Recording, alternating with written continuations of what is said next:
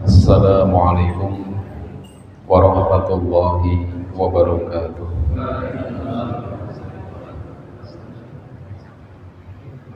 Innal hamdalillah nahmaduhu wa nasta'inuhu wa nastaghfiruh wa na'udzu billahi min shururi anfusina wa sayyiati a'malina may yahdihillahu fala mudilla lahu wa may yudlil fala hadiya lahu. Asyhadu an la ilaha illallah wahdahu la syarika lahu wa asyhadu anna Muhammadan abduhu wa rasuluhu la nabiyya wa la rasula ba'dah.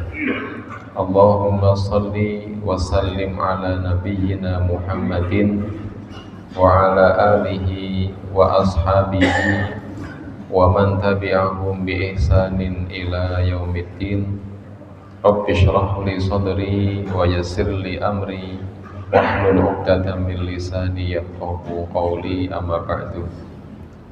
Hadirin wal hadirat rahimani wa rahimakumullah. Alhamdulillah rabbil alamin. Kita memuji Allah, bersyukur kepada Allah atas segala karunia dan nikmatnya. Salawat dan salam senantiasa kita haturkan kepada Nabi Muhammad sallallahu alaihi wasallam. Hadirin hadirat rahimakumullah. Kajian malam ini kita akan membahas tentang bagaimana cara pandang kita terhadap Al-Quran. Orang itu akan mensikapi sesuatu itu kalau cara pandang, dari cara pandangnya. Orang, sikap kita kepada sesuatu tergantung kepada cara pandang kita. Ya, jadi kalau kita memandang dengan kemuliaan, maka itu jadi mulia. Makanya ada sebuah istilah orang Arab begini, kulluna ashkhasun adiyun fi nadri man la ya'rifuna. Kita itu adalah orang yang biasa-biasa saja di mata orang yang nggak kenal siapa kita. Betul ya? Kita itu nggak ada kelebihan apa-apa di hadapan orang yang nggak kenal siapa kita.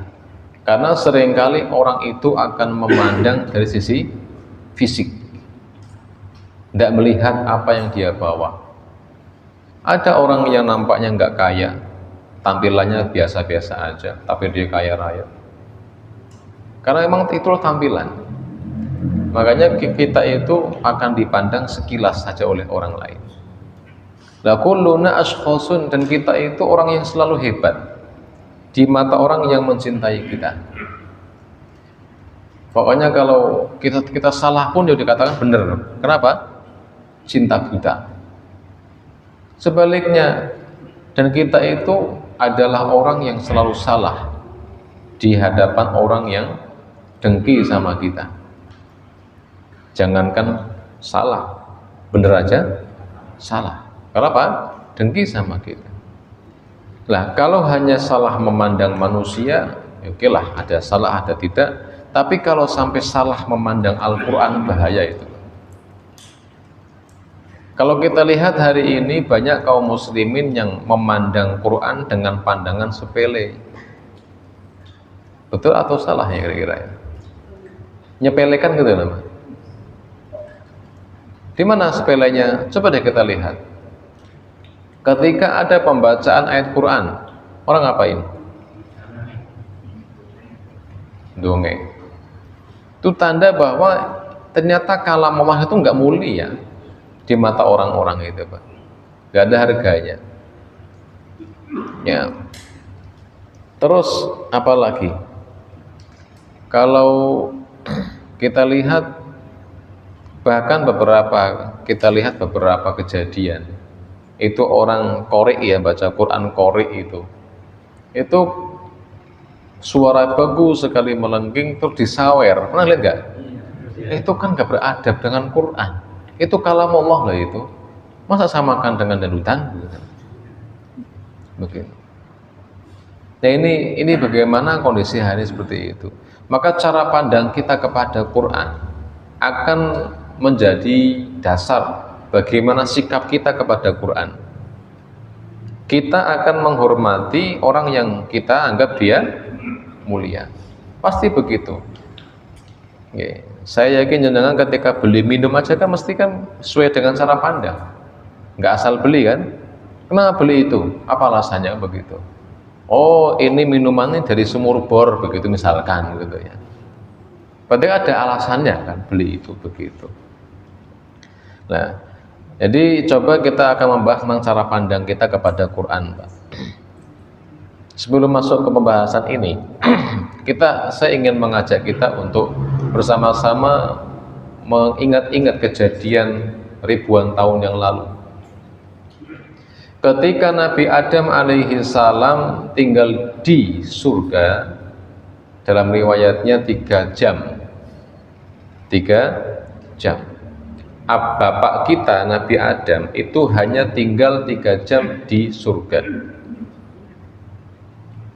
Hitungan akhiratnya 3 jam. Hitungan dunia adalah 120 tahun. Kalau dikonversi dibandingkan 1 hari sama dengan 1000 tahun. Maka 1 jam sama dengan 40 tahun. Betul kan? Hitung sendiri coba. Ya. 3 jam berapa? 120 tahun. Kalau kita itu hidupnya umur kita 60 tahun meninggal dunia, berarti berapa jam di dunia? 1,5 jam. Kelaron, Pak. Ya betul. Cepet kita itu, nggak lama. 60 tahun paling lebih kurangnya. Ya. Yang lebih 60 banyak. Tapi coba yang sekarang usia 60 tahun, teman-teman seangkatan masih hidup nggak? Yang masih hidup berapa orang? Dibanding yang udah meninggal, berapa banyak? Yang dulu seangkatan SD, SMP, SMA, kuliah lewat. Itulah waktu begitu, Pak. Ya, Nabi Adam tinggal di surga hanya sekitar 3 jam. Kemudian beliau melanggar aturan Allah, memakan hadhihi syajarah, makan pohon larangan Allah yang iblis sebut dengan pohon buah khuldi. Ya, takuna minal khalidin begitu. Disitulah kisah antara Nabi Adam dengan iblis terjadi. Ternyata kalau kita lihat hidup kita di dunia ini, manusia itu hanyalah antara dua, pengikut Adam atau pengikut iblis. Kalau bukan pengikut Adam, berarti pengikut iblis. Itulah dunia ini, hanya ada permusuhan antara Adam dengan iblis. Maka coba lihat bagaimana sifat bapak kita Nabi Adam dan dibandingkan dengan sifat iblis musuhnya. Karena kalau kita lihat, semua watak iblis itu sama plek dengan para pengikut-pengikutnya. Kesombongannya ada di dalam pengikut-pengikutnya. Ya, dengkinya ada. Contoh deh, ya, orang Yahudi itu kalau kita lihat itu representasi dari iblis. Sombong enggak? Sombong, menolak kebenaran. Dia tahu Muhammad itu nabi, tapi ditolak mentah-mentah. Kenapa? Karena Muhammad orang Arab. Dia siapa? Anaknya siapa dia? Bani Hashim, orang Arab. Dikala itu, di zaman-zaman jahiliyah, di daerah Arab itu kasta tertinggi adalah Bani Israel. Bahkan hari itu kalau ada Bani Israel itu yuk dapat upeti, dapat pajak, dihormati, cium tangan bolak-balik, Pak. Pokoknya kasta tertinggi itu. Tiba-tiba ada nabi diutus malah bukan Bani Israel. Disitulah Allah menguji. Ternyata nabinya kok bukan Bani Israel, ditolak, Pak. Sombong nggak itu? Sombong. Sama kayak iblis? Sama. Yang kedua, dengki. Iblis dengki kepada Nabi Adam. Kenapa dengki? Nabi Adam itu belum lama tinggal di surga, kok mendapat kemuliaan disujudi oleh malaikat. Disitulah kedengkian muncul. Sama juga Yahudi itu dengki sama Rasulullah. Mereka melihat kok ini orang baru ini kok jadi nabi malah ya. Itulah kedengkian Yahudi. Sama juga. Lah kisah begini, ketika Nabi Adam, ketika iblis jatuh ke dunia, diusir karena dia telah melanggar, telah sombong, aba wastakbara begitu. Diusirlah dia ke dunia. Tidak lama kemudian Adam pun melakukan kesalahan. Apa kesalahannya? Makan buah. Dan ternyata walaupun iblis sudah jauh, sudah lebih awal diusir dari surga, tapi ternyata Allah masih mengizinkan iblis untuk bolak-balik ke surga, untuk menggoda Adam. Kenapa? Karena itu sebuah sumpah dari Allah, janji dari Allah. Ketika iblis mau turun ke dunia, iblis sudah ngomong, ya la'uwiyannahum ajma'in summa la'atiyannahum min baini aydihim. Ya Allah, izinkan saya untuk menggoda manusia, depan, belakang, kanan, kiri. Boleh? Boleh, silakan. Sehingga hari itulah iblis menggoda Nabi Adam pertama kali. Dan hari itu Nabi Adam itu makan buah larangan Allah. Ya, ini saya sebelum masuk ke materi biar paham urutannya, Pak. Ketika itu Nabi Adam makan buah larangan Allah. Ketika dimakan langsung badatlahuma sawatuhuma, maka lepaslah baju pakaian surganya. Karena pakaian surga tak akan sudi nempel di jasad orang yang bermaksiat. Maka Nabi Adam dan Hawa menutupi auratnya dengan miwarakil jannah, daun-daun surga dipakai. Adam lari karena malu kepada Allah. Dalam tafsir Ibnu Katsir terangkan, Adam itu rambutnya ikal, Pak, kayak keriting gitu, keriting lah ya. Itu ketika lari rambutnya nyangkut pohon, Pak, nyangkut ranting pohon, nggak bisa lari. Allah tanya Adam, mau kemana kamu kok lari? Kata Adam, aku malu ya Allah ketemu dengan engkau, hamba sudah berbuat salah, hamba berdosa ya Allah. Allah nanya, kenapa kau makan buah laranganku? Apa jawaban Adam? Ya Allah, ma adzunnu anna ahadan yahlifu bika kadziban. Ya Allah, saya itu nggak pernah menyangka kalau ada seorang hambamu, ciptaanmu yang berani bersumpah dengan namamu tapi bohong ternyata. Maksudnya iblis bersumpah mengatakan inni lakum malaminan nasihin, demi Allah aku itu utusannya Allah, nasihati kalian. Wahai Adam, Hawa, demi Allah aku diutus Allah untuk ngomong bahwa ini buah sudah halal untuk kalian. Percaya nggak Pak Adam logikanya? Ya percaya, orang senior, dia lebih senior kok di atasnya, kan begitu. Ya saya kira dia benar ya Allah, apalagi pakai namamu, demi Allah loh ya Allah. Di sini sekilas ada masalah nggak Pak? Sekilas enggak sebenarnya ya, tapi konsekuensi salah ya salah, tetap Adam dibuang ke dunia. Tapi disinilah kejadian yang paling penting ya, ketika Nabi Adam akan dipindah ke dunia, proses yang paling menyakitkan ya, maka Allah berbisik-bisik ya, berbisik-bisik. Apa bisik-bisikannya? Qul nahbitu minha jami'a fa imma ya'tiyannakum minni huda faman tabi'a hudaya fala khaufun 'alaihim wa lahum yahzanun. Adam, Hawa, kamu berdua ke dunia sana. Aku berjanji nanti saatnya aku berikan petunjuk arahku.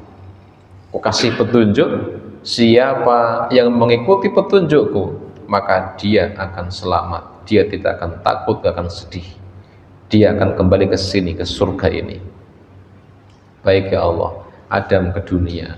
Adam menunggu-nunggu mana itu petunjuk itu mana. Akhirnya datanglah suhuf.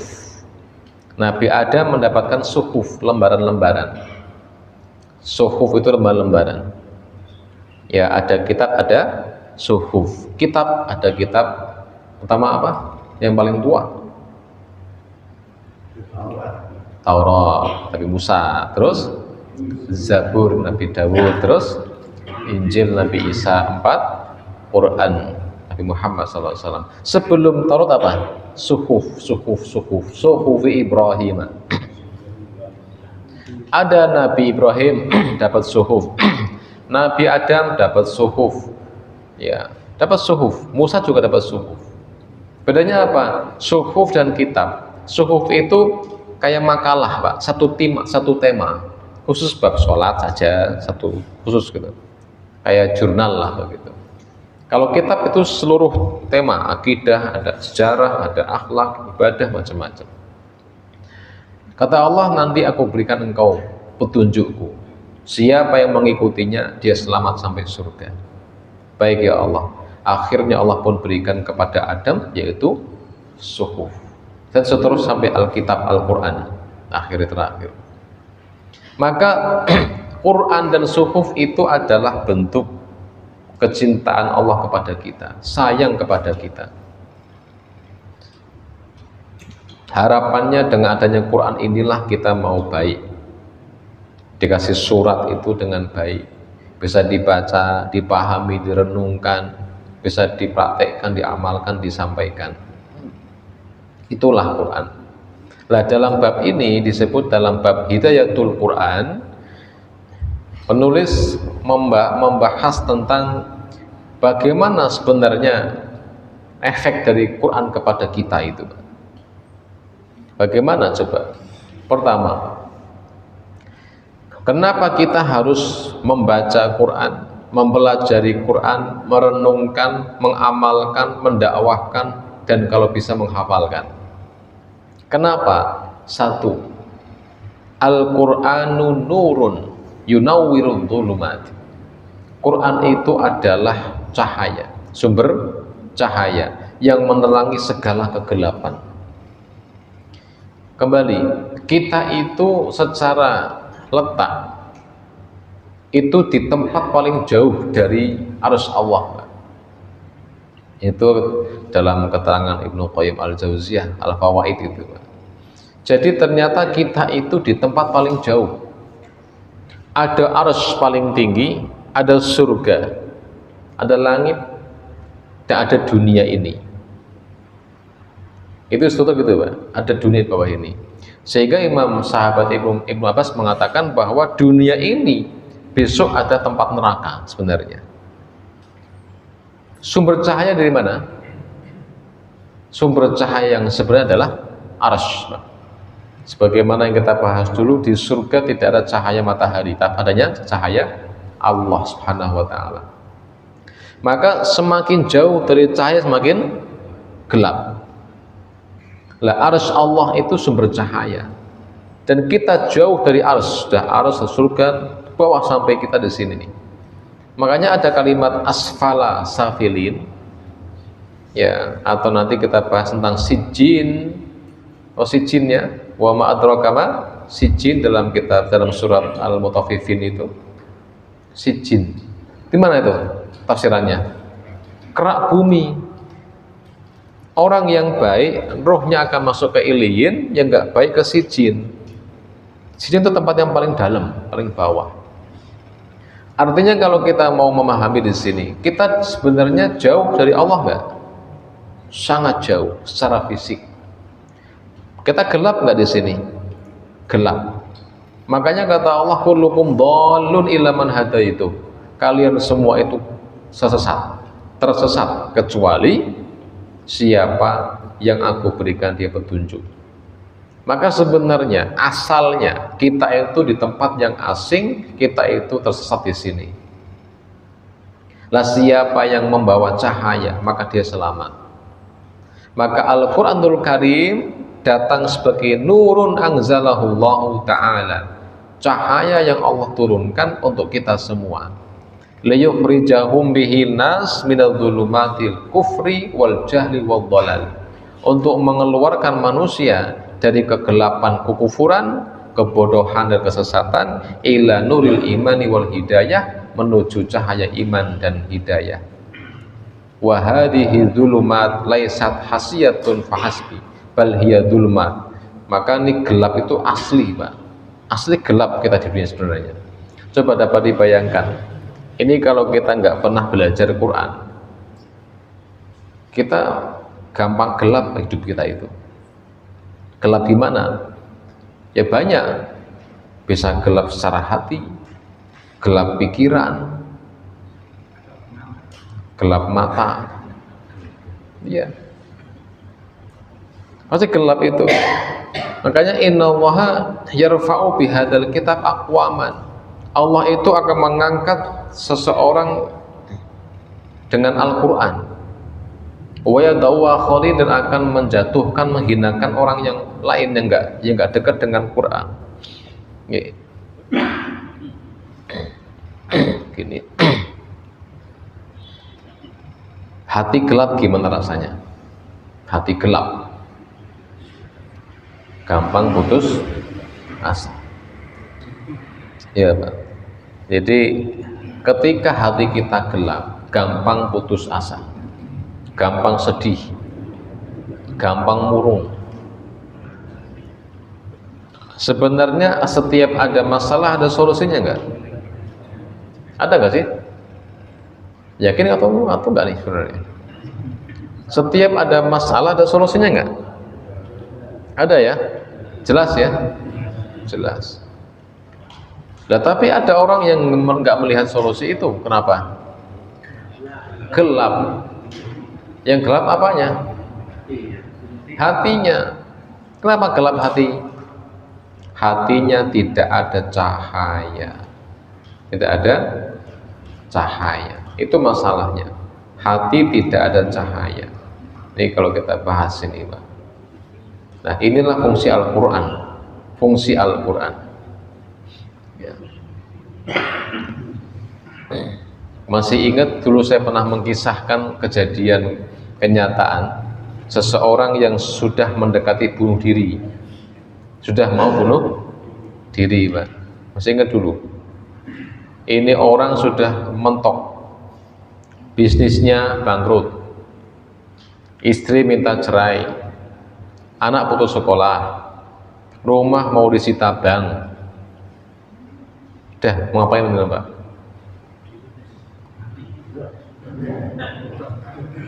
Udah. Maka orang ini kemudian dia Sudahlah berbulan-bulan nggak ada ujungnya. Akhirnya di malam itu dia terpaksa ambil tambang, ya kan? Di leher tali. Ketika siap menendang kursi yang dia pijaki itu, dia kepikir, Pak, duh, belum sholat isya. Sebelum mati, tak sholat dulu. Mbak menawa mati husnul khotimah, gantung husnul khotimah. Dia sholat, wudu, sholat. Nah ini cahaya pertama itu di wudu. Dau'un, wudu itu dia, cahaya, Pak. Makanya besok di hari kiamat orang itu akan dapat cahaya, akan nampak cahaya dari bekas wudu, hurun muhajjalin. Nih, ketika dia wudu adem gitu. Itulah uniknya wudu. Wudu itu kan basuh wajah, tapi yang adem hati. Itu hebatnya. Wudu, setelah wudu sholat isya. Ba'da isya dia melihat Quran yang letak di pojok kamarnya yang lama nggak dia baca. Dibuka, Pak. Disitulah dia buka Quran, kemudian dia sembarang kebuka surat Ali Imran 26-27. Dia pahami, dia baca, renungkan, qulillahumma malikal mulki tu'til mulka man tasha wa tanzi'ul mulka mimman tasha wa tu'izzu man tasha wa tudhillu man tasha biyadikal khair innaka ala kulli syai'in qadir. Kok bagus ya? Dibaca terjemahnya, kul, katakanlah Allahumma malikal mulk, katakanlah ya Allah sang penguasa di atas penguasa. Katakanlah wahai Tuhan ya Allah yang memiliki segala kepemilikan. Dia berpikir, iya ya, hartaku milik aku, tapi juga milik Allah. Dulu saya nggak punya apa-apa, Allah kasih harta. Istriku milik Allah, anakku milik Allah, rumahku milik, usahaku milik, aku pun milik Allah. Oh sudah, semua miliknya Allah. Tu'til mulka man tasha, Allah berhak memberikan kepada siapa yang dikehendaki. Dulu saya diberi rumah oleh Allah, dulu saya diberi istri oleh Allah, dulu saya diberi anak oleh Allah, usaha oleh Allah. Ternyata wa tanzi'ul mulka mimman tasha, hari ini Allah ingin mencabut semuanya, ingin diambil semuanya. Mau apa saya? Saya pun miliknya Allah. Lah disitulah mulai tenang jiwanya. Yang membuat orang itu putus asa karena dia merasa memiliki apa yang bukan milik dia. Itu masalahnya. Ketika kita merasa memiliki rumah, merasa memiliki usaha, bisnis, merasa memiliki anak istri, ya sudah, akhirnya kita nggak mau ketinggalan, nggak mau hilang. Disitulah rasanya kalau hilang makin susah hidup kita. Ya, karena memang orang itu kalau sudah punya tidak mau kehilangan. Begitu manusia itu, Pak.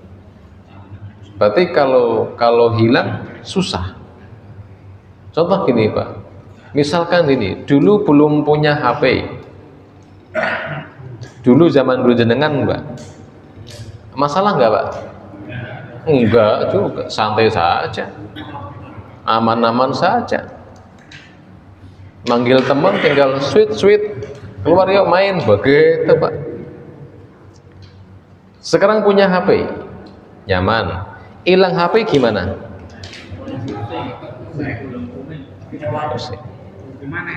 Toko mana? Begitu fardu ain itu masalah. Begitu. Ya gitulah kita sebenarnya, Pak. Jadi ketika kita tidak punya biasa aja. Ketika punya hilang luar biasa pusingnya itu. Ya, makanya hidup itu ternyata kalau semakin punya makin pusing ya, Pak ya.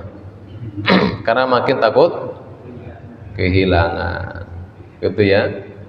Makanya kalau nggak punya apa-apa nggak takut kehilangan. Maka berarti orang yang paling susah orang yang punya. Kenapa? Karena takut kehilangan. Kan begitu.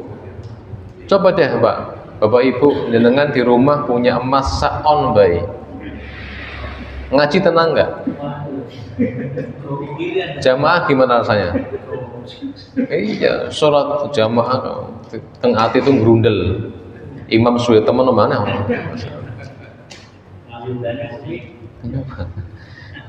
Itu kalau dengan punya sendalnya mahal harganya. Toko sendal harganya 1 juta rupiah nyicil itu Pak. Gimana sholatnya? Tenang nggak? Itulah hidup ini. Ternyata semakin punya semakin khawatir kehilangan. Itulah manusia begitu tuh. Karena belum loss, ini miliknya Allah, merasa memiliki. Ya, berarti kalau nggak mau khawatir, nggak usah duit, aman. Gitu ya. Jadi kalau nggak punya kan tenang-tenang saja Pak. Kayak gitu ya. Kayak saya nggak pernah takut kehilangan Alphard Pak. Orang duwe, santai saja Pak. Ya, ada orang geger, banknya apa rekeningnya diblokir, saya santai aja, blokir aman Pak ya, gitu. Ya, gitu ya. Lanjut tadi, jadi orang ini sudah bingung, tapi ketemu Quran, dia sadar akhirnya, iya ya, semua miliknya Allah ternyata. Istri saya punyanya Allah, besok mau diambil gimana lagi, yang punya yang ngambil. Coba Pak, ini saya tak beri gambaran ya, gambaran begini. Jenengan misal minjem motor saya ke pasar, beli tongkol Pak ya, misalkan begitu. Terus tiba-tiba keluar dari pasar, motornya hilang Pak yang punya saya itu. Gimana jangan Pak? Tegang kan itu? Stres kan? Mumet ngawur ngidul, pusing ngiteri pasar. Tiba-tiba ada WA dari saya, Mas, ngapunten no, motornya mau tak pundut. Arek lungo ke cepet-cepet. Saya punya cadangan kuncinya, Mas. Jangan seneng atau susah? Hah? Seneng kan? Plong, kenapa seneng? Tadi kan hilang, susah. Sekarang juga hilang kan sebenarnya. Cuman tahu yang ngambil yang punya. Itu masalahnya. Plong nggak?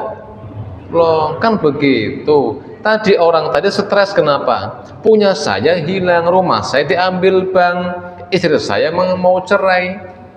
Nah, begitu usaha saya bangkrut. Ketika pola pikir begitu stres dia Pak. Tapi ketika tadi kulillahumma malikal mulk, oh yang ngambil Allah yang punya, yo wis, ya priye? Kan pelong rasane. Ya wis lah, kehendak Allah. Begitu loh logikanya Pak. Coba dari kisah ini lihat bagaimana dampak Quran kepada jiwa orang yang tadinya putus asa mau gantung nggak jadi Pak. Itulah hebatnya Al-Quran, dibaca, dipahami, langsung merubah pola pikirnya. Maka Quran seperti lampu, sedangkan hati seperti kaca lampunya. Ini lampu itu kan dalamnya ya, yang ada apa namanya itu, ya dalamnya itu loh, kawat ya itu. Pokoknya yang terang itu sumber cahaya itu loh. Saya nggak tahu apa namanya itu. Nah, terus ada kacanya kan yang melindungi itu. Itulah hati gambarannya. Sumber cahaya itu Quran, kaca yang melindungi itu adalah hati, sedangkan dosa, nafsu adalah debu dan kotoran. Ada lampu 70 watt Pak, terang benderang. Tapi kok nggak kelihatan apa-apa? Kenapa?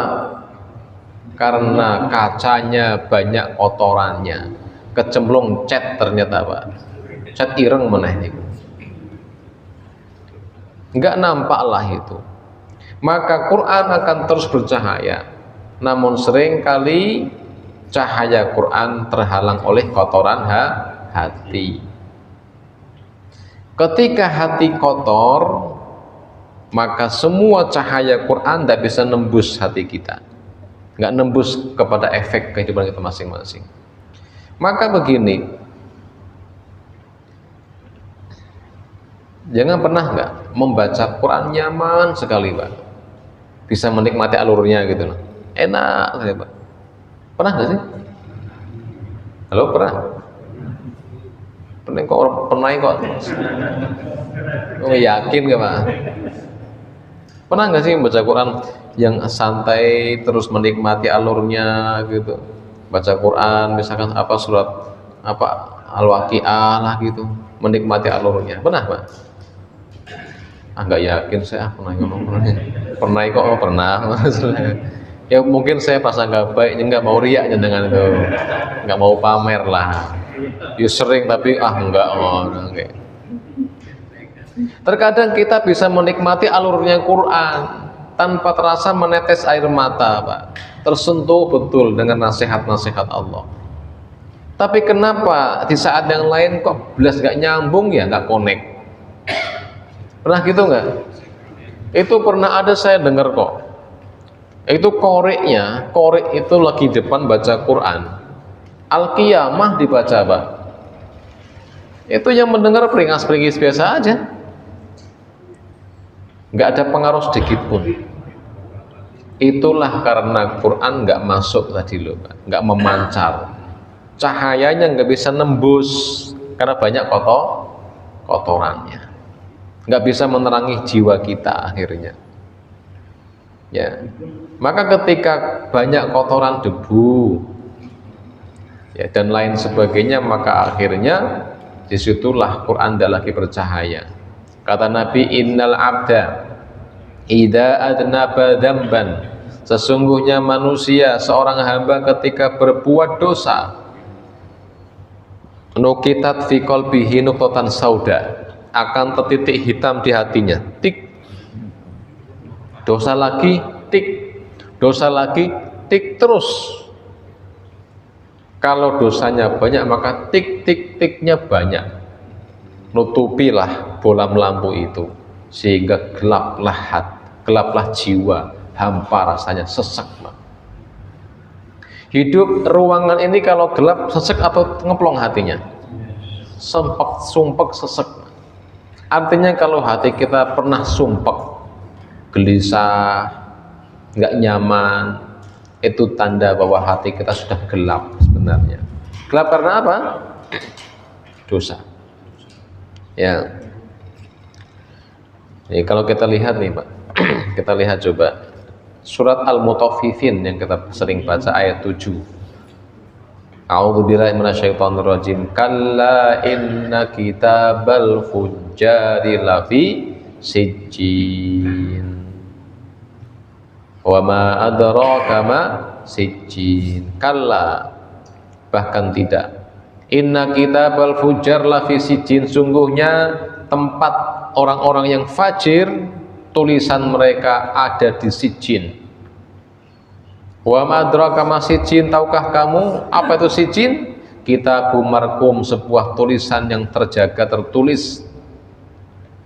Kalau kita baca di hadis riwayat Ahmad tentang ayat ini kalau masih ingat tema dulu ini, bahwa ketika kita meninggal, roh kita akan dibawa malaikat ke langit. Kalau kita orang yang baik, maka pintu langit pertama dibuka, nembus pintu kedua sampai ketujuh, tembus sampai Eliyin namanya. Eliyin. Wa ma adraka ma illiyun, kitabum marqum. Disitulah roh kita ketemu Allah. Allah mengatakan, uktub kitab abdi fi illiyin, tulislah tulisan atau kitab orang ini di sini di Illiyin. Maka di Illiyin keterangannya banyak buku-buku. Kalau nama kita ada di situ, aman, Pak, kita berarti penghuni surga. Kalau nggak ada resiko berarti itu orang baik. Setelah itu rohnya kembali ke dunia. Ruddu abdi, ketemu Allah, sudah ada di kitabnya, ada namanya, nama orang itu, maka dia kembali ke dunia, ke rumahnya. Rohnya melihat siapa yang memandikannya, siapa yang mengkafaninya. Bahkan riwayatnya ketika jasadnya, mayatnya itu dipikul menuju ke pemakaman, rohnya tengkreng. Apa bahasa Indonesia tengkreng, Pak? Bertengger, manuk bertengger. Tengkreng di atas kerandanya itu, Pak. Disitulah orang itu ngapain mengatakan, wahai manusia, tubu ilallah, taubatlah kalian. Saya baru ketemu Allah tadi. Yakin betul, indah betul itu iliyun langit, indah sekali. Taubatlah kalian. Itu kata roh orang yang meninggal, orang yang soleh tadi, Pak. Mau kita nggak denger, yang denger yang pelayunya dengan begitu. Akhirnya dimasukkan ke liang lahat jasadnya, rohnya ikut masuk. Ya, tutup grep. Nah, pertanyaan man rabbuka di situ. Itu orang yang baik.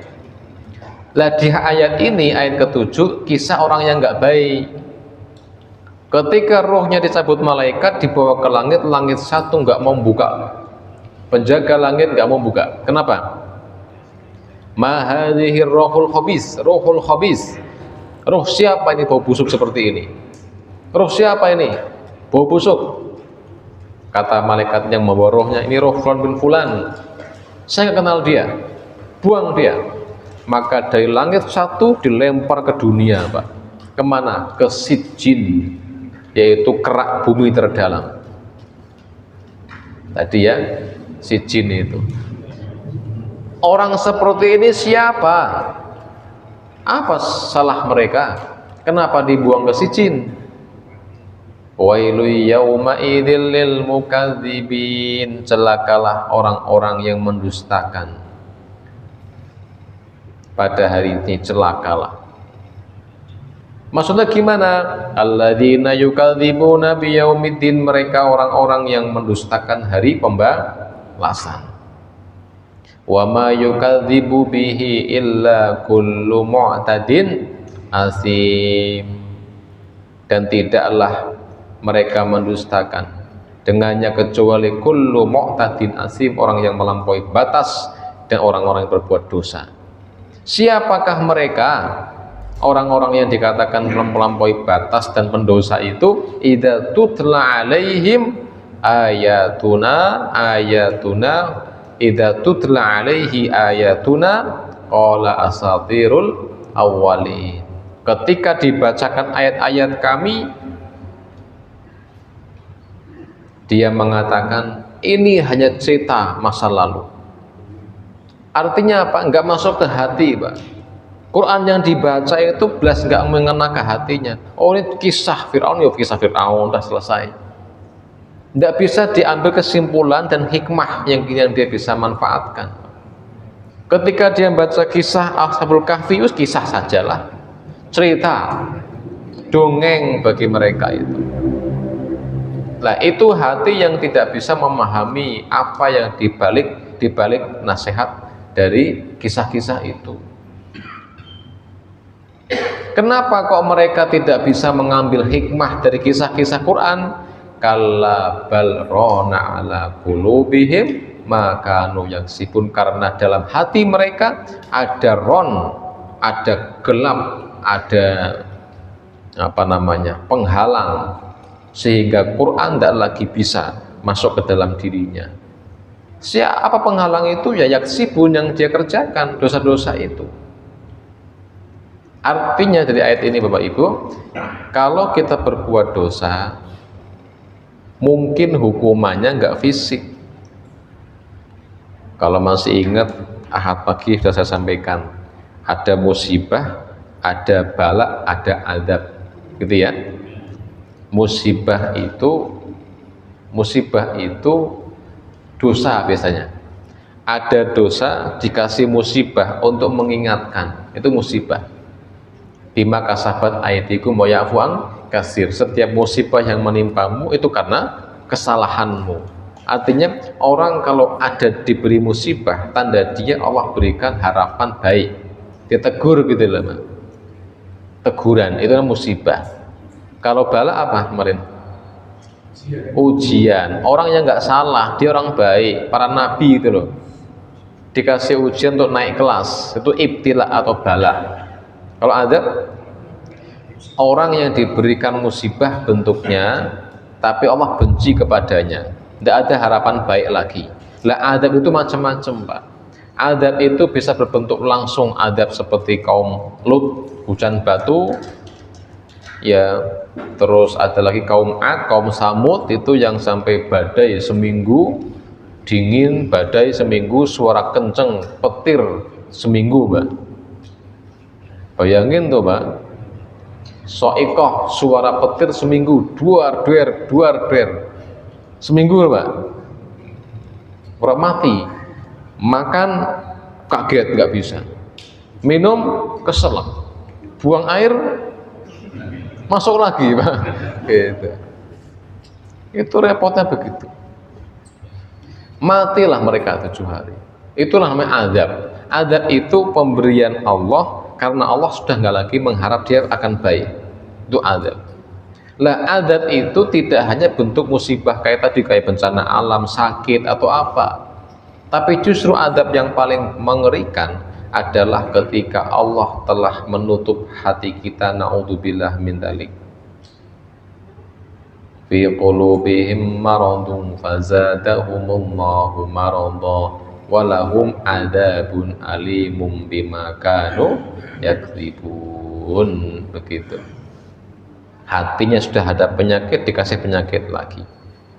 Kalau kita lihat sifat orang kafir gitu kan, khatamallahu ala qulubihim wa ala sam'ihim wa ala absarihim ghishawah. Khatama, Allah telah menutup hati mereka, telinga mereka, dan pandangan mereka telah ditutup rapat sehingga Quran pun gak nyambung. Maka innalladzina kafaru sawaun alaihim, orang kafir sama aja, mau diperingati mau tidak sama saja. Lah ini kenapa? Karena dia sudah menjauh dari Allah dan dekat dengan maksiat. Maka kemaksiatan itu mencegah apa tadi? Mencegah hidayah masuk. Maka baca Quran nggak nyaman. Nasihat sahabat Utsman bin Affan ya, lau taharat qulubukum, jikalau hatimu itu bersih, maka engkau tak akan pernah puas baca Al-Quran kalau hatinya bersih. Baca ngantuk, dibacakan Al-Quran dongeng, ya resiko ini, ini bahaya ini ya.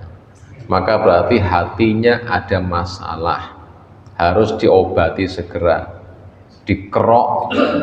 Itu apa namanya, ron tadi, apa namanya ron, yang lengket di hati itu biar bersih, biar nembus cahaya itu. Nah itu hati. Oke. Selanjutnya, lah terus bagaimana caranya? Ya bersihkan, tazkiyatun nafas, bersihkan jiwa. Dengan apa? Taubat. Kalau dosa, bertaubat. Banyak istighfar. Nabi Muhammad itu istighfar sehari 1 kali, Pak. Kita berapa kali? 15.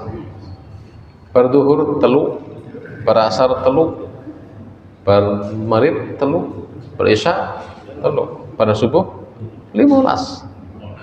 Dosa kita berapa? Ya karuan. Rasulullah nggak punya dosa, istighfar kali 100. Istighfar itu walaupun di lisan ini, Pak, coba diucapkan. Karena walaupun di lisan, itu lama-lama menempel di hati juga. Astagfirullahaladzim, astagfirullahaladzim. Nanti lihatlah, ada waktu sepertiga malam setelah tahajud, sebelum subuh, coba istighfar yang banyak. Ya, wabil asharihum yastaghfir, istighfar yang banyak. Itu lama-lama mengikis kotoran-kotoran di hati. Ketika itu kotoran terkikis habis, maka gampang tersentuh oleh Quran. nyaman rasanya dengan Quran itu. Coba, kira-kira lebih indah mana, Quran atau nyanyian?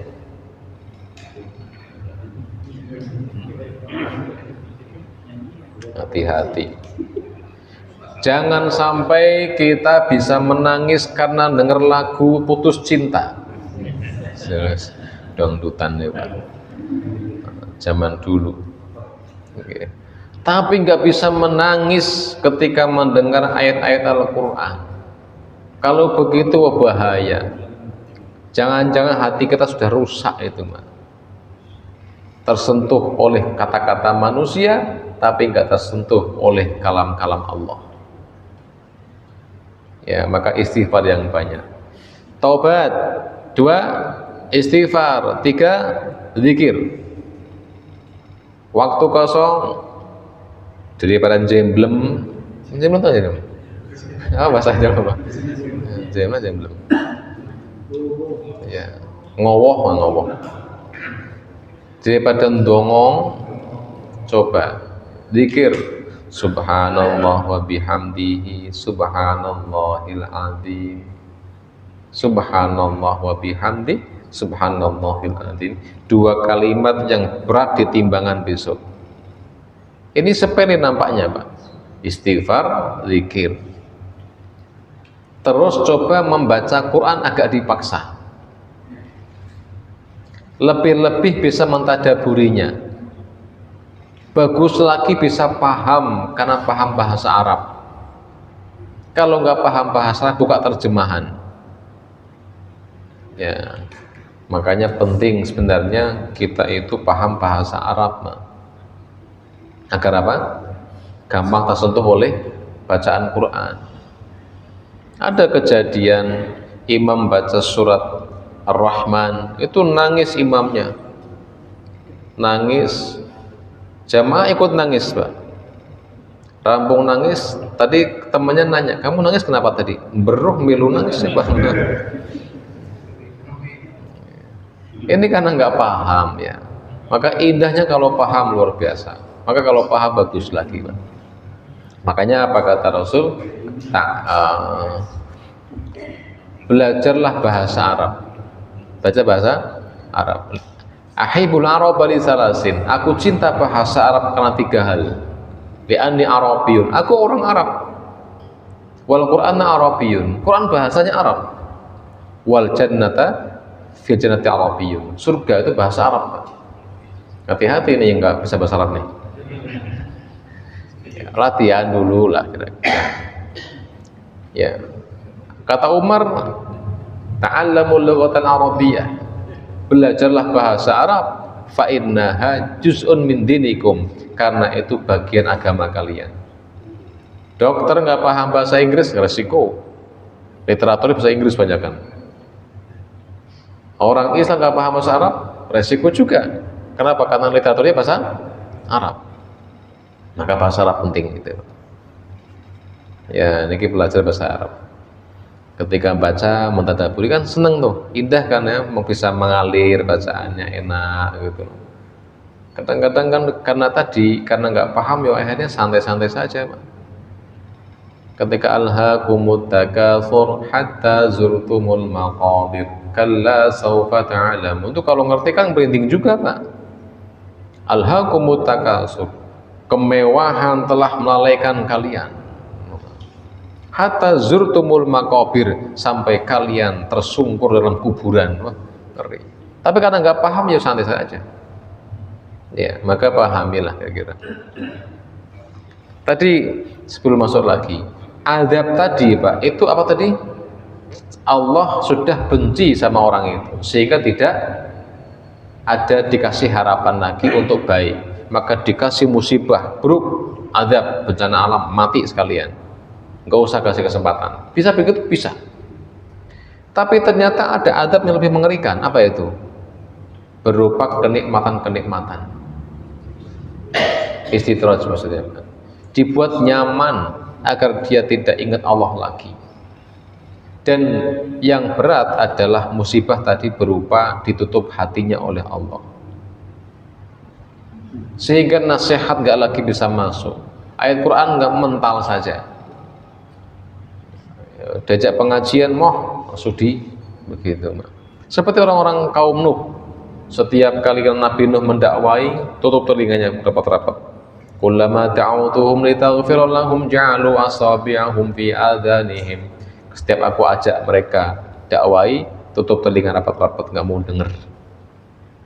Ya, itu kaum Nuh begitu. Ya, maka tadi hati-hati dengan hati yang rapat dengan kemaksiatan. Bersihkan dengan apa? Dengan taubat, istighfar, zikir, baca Quran dan mentadaburinya. Nah, maka ketika sudah bisa diamalkan 4 tadi berarti ya, istighfar, zikir, baca Quran, tobat. Coba Pak, niki di langgangan dulu. Cek deh. Cek kita dosa apa coba. Kita punya dosa nggak nih? Punya ya. Setiap kita kayaknya punya dosa langganan Pak biasanya. Ada. Ya mungkin tiap hari kita pakai terus dosa itu Pak. Tiap hari itu kita lakuin. Apa contohnya? Nah itu coba dihilangin dulu. Setiap kita punya kelemahan dalam hal tertentu loh Pak. Ada orang digoda dengan satu ini, dia nggak mempan, tapi yang ini dia bisa Pak. Coba kita harus cek di mana kelemahan kita sekarang, dicek itu. Dosa langganan kita di mana hari ini? Itu coba dihilangkan dulu, dilatih, stop. Kalau dengan dengar nasihat Ibnu Qayyim bagus sekali Pak. Lau ya'lamun nasu, jikalau manusia tahu bagaimana manisnya rasa taubat, lebih manis dibanding kemaksiatan, maka dia akan segera taubat. Ternyata taubat dan maksiat sama-sama manis Pak. Maksiat seneng nggak sih? Seneng nggak maksiat tuh? Menyenangkan nggak? Menyenangkan kan ya? Tapi ternyata ketika sudah taubat pun akan menyenangkan, lebih menyenangkan. Mau bagi yang belum pernah, mungkin belum merasakan Pak, bagaimana manisnya berbuat baik, senangnya berbuat baik. Ketika kita bisa mencegah tidak baikan Pak. Kita mungkin pernah berbuat dosa, terus kita nggak melakukan hari itu Pak. Ada rasa bahagia loh di hati kita. Coba sih. Kita bisa berbuat salah, nggak mau salah, jangan. Lihat, nampaknya pahit ketika nggak mau itu, tapi setelahnya kan rasa manis itu muncul, enak sekali.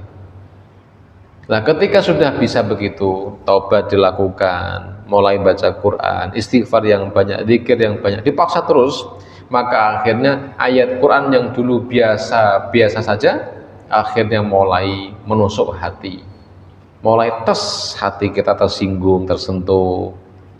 Dulu kalau pengajian ya santai aja, bungan tua berbutangan metu kiwo, mending bungan tungan ada lagi, mental toh ada. Tapi ketika hati sudah mulai bersih, zikir yang banyak, istighfar banyak, kesentuh itu Pak.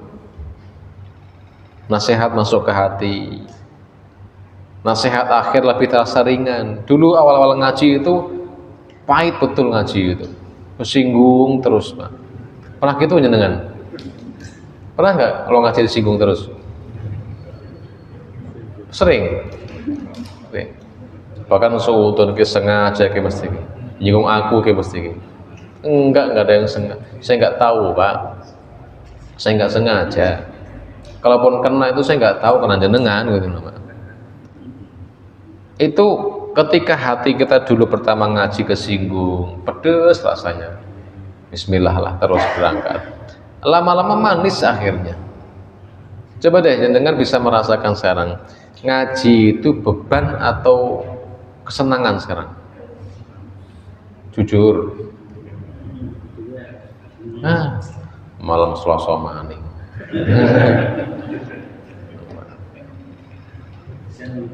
Itu beban.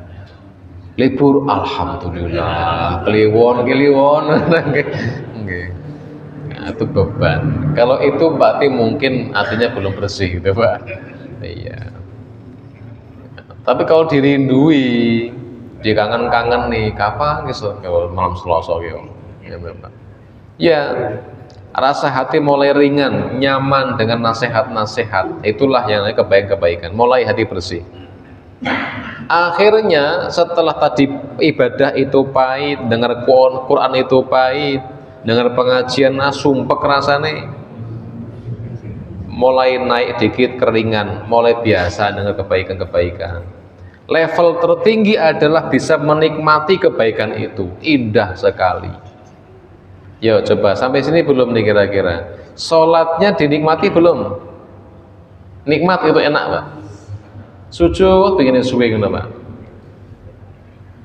Sudah belum habis itu? Sudah, alhamdulillah ya Allah. Wong soleh-soleh kabeh. Ya. Itulah nikmat tuh.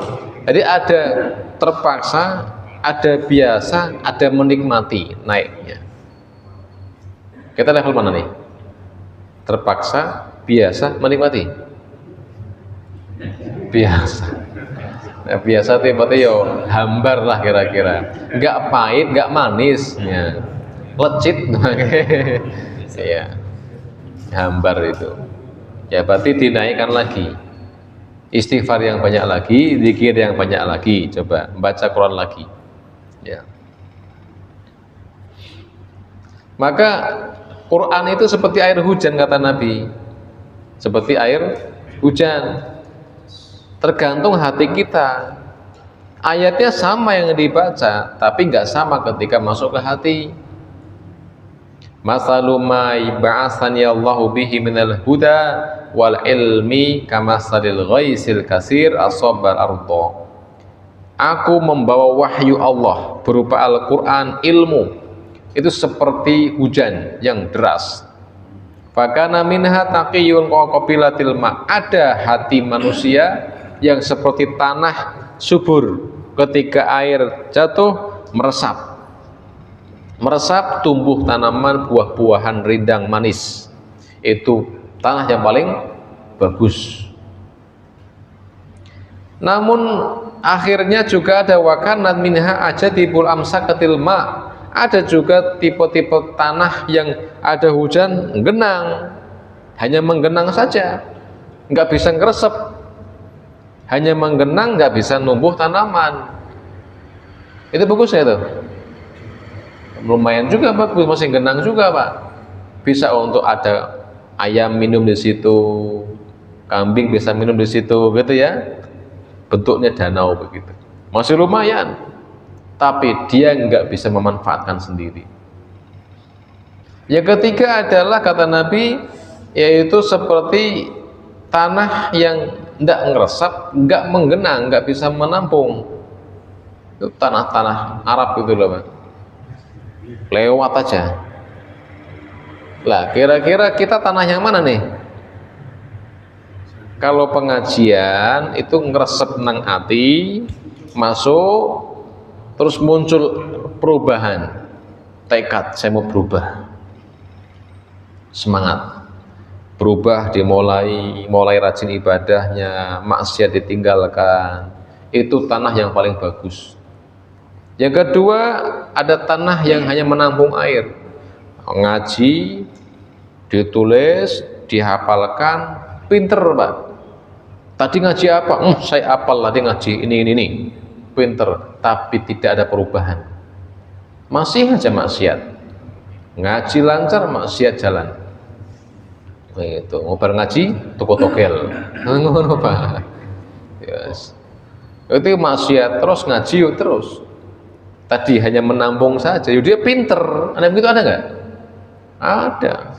Bahkan ada yang hafidul Quran aja begitu. Quran dihafal 30 juz, tapi wataknya, akhlaknya jauh dari Quran juga ada. Ini masih lumayan deh, manfaat lah ya. Orang lain bisa menikmati lah ilmunya. Tapi yang ketiga repot juga, mangkat ngaji. Mau ngaji apa? Beruh, ora paham ngomong apa mungkin Pak. Lewat saja, apalagi bisa mengamalkan, paham aja tidak Pak. Oh tapi kan bisa alhamdulillah mau ngaji, ya alhamdulillah mau ngaji, alhamdulillah mau ngaji gitu ya, begitu.